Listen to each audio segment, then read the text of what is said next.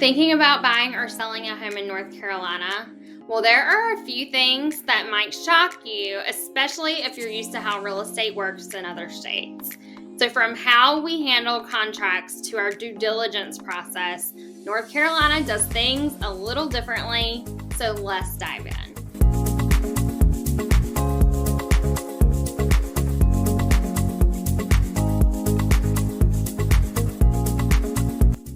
So number one, there's no escrow talk here. In many states, you'll hear people say a home is in escrow or it falls out of escrow, but in North Carolina, we don't use that term. We really say it's either under contract or pending, which is basically the same concept, just different wording. So if you're coming from out of state, don't be surprised when no one mentions escrow here.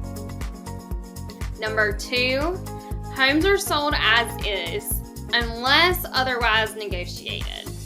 So another big shocker, in North Carolina, homes are sold as is per the contract. That means the seller is not obligated to make repairs unless it's specifically negotiated. Sure, you can usually ask for repairs during the due diligence process, but the seller does not have to agree. So it's very important to do your inspections early and know exactly what you're getting into. And we have a great inspector if you need one. Number three, the due diligence fee is non-refundable. So this one really surprises people that in North Carolina, when you go under contract, you pay a non-refundable due diligence fee directly to the seller. And this is basically your skin in the game and gives you the right to inspect the home and back out for any reason. But here's the catch. If you walk away, the seller gets to keep that money.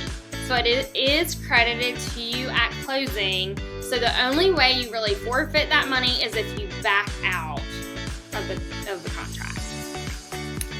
Number four are contingencies.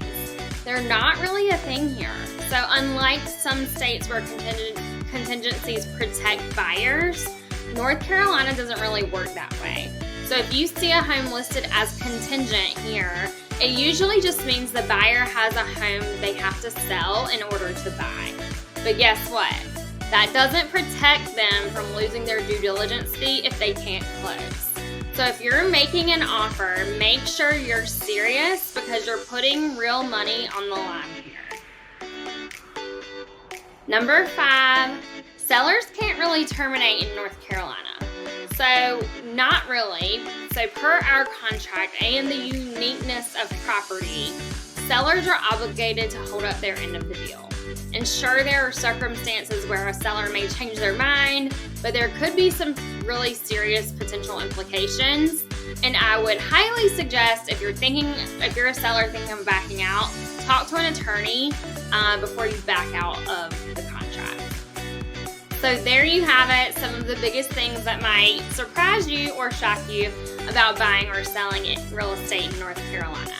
If you're thinking about moving here, make sure you understand these differences so you don't get caught off guard. And if you found this helpful, don't forget to like, subscribe, and drop a comment below. See you in the next video.